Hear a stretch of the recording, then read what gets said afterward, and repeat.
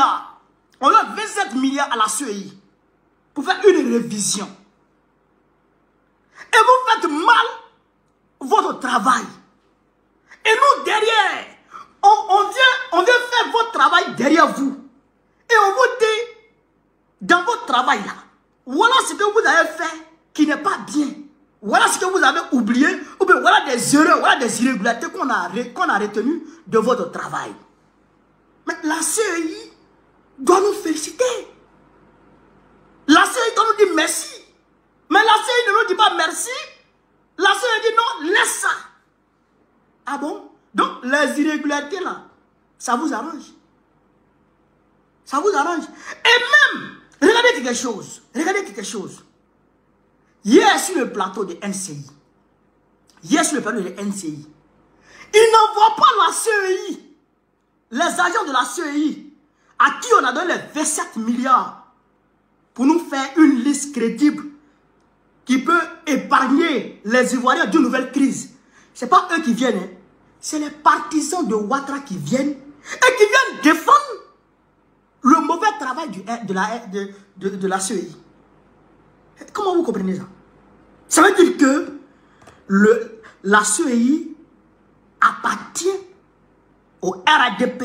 La CEI est un organe du RADP. Alors, chers camarades d'Afrique, moi, Baobone,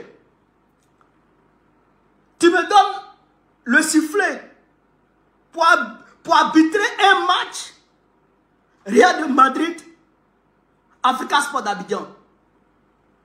Un match Real de Madrid, Africa Sport d'Abidjan. Mais penalty va dégoûter Real de Madrid. C'est-à-dire que penalty va les dégoûter. Mais à chaque mouvement, il y a des penalty. Il faut que l'Africain gagne en prix. Alors, comment ça? C'est la même chose. Ça veut dire que si la CEI est un organe du RADP, il appartient au RADP. Ok, c'est la CEI qui doit organiser les élections, mais c'est que le RADP a déjà gagné. Qui peut accepter ça? Qui peut accepter ça?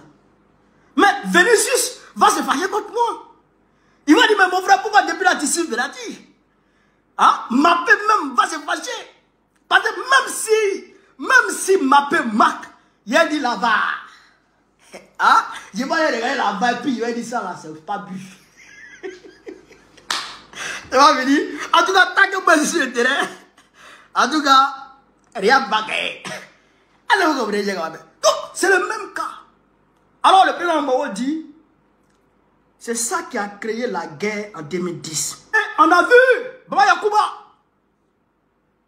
On a vu Baba Yacouba qui a invalidé le porte-parole de la CEI d'alors. Il a invalidé le scrutin de la France.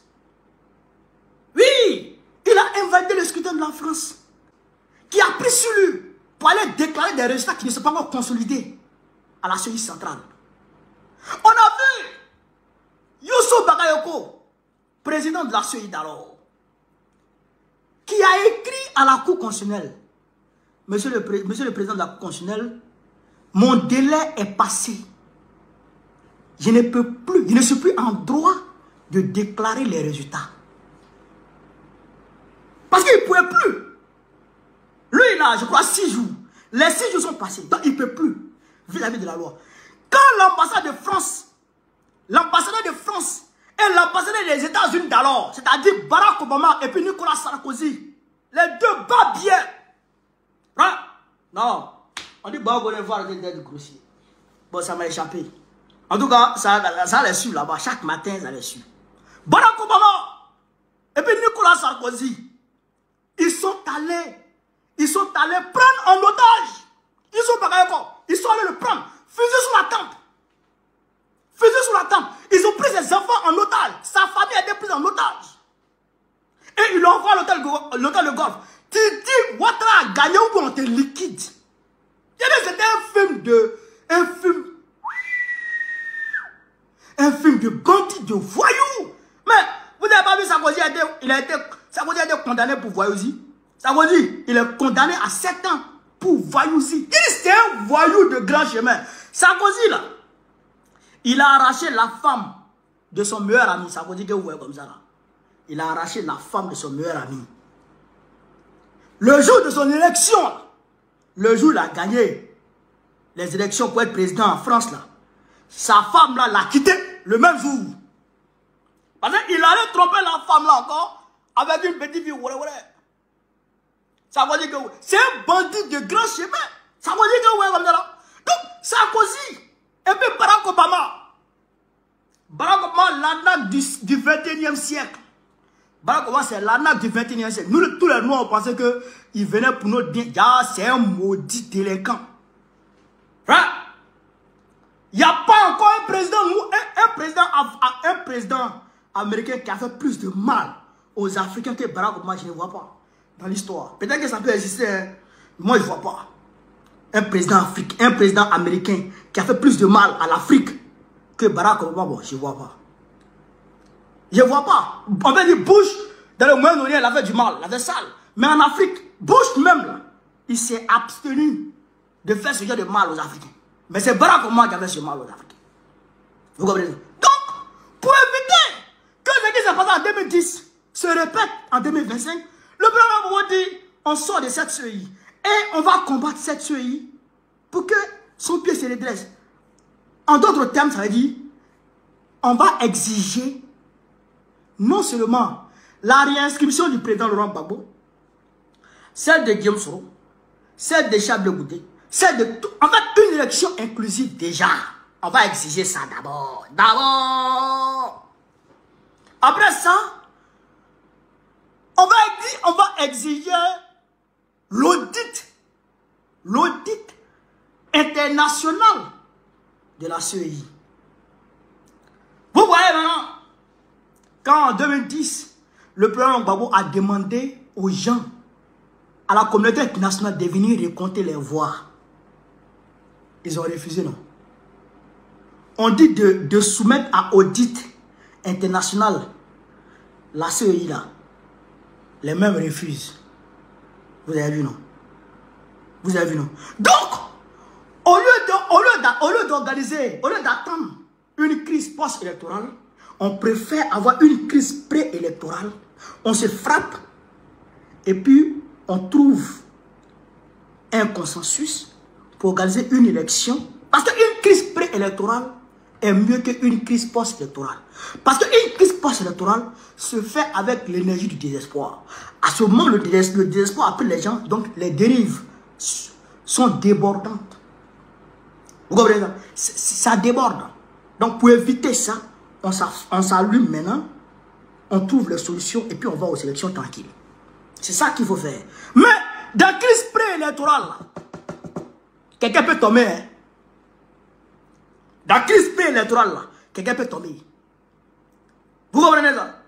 Vous comprenez? Donc, le président dit, on va s'asseoir en comité central.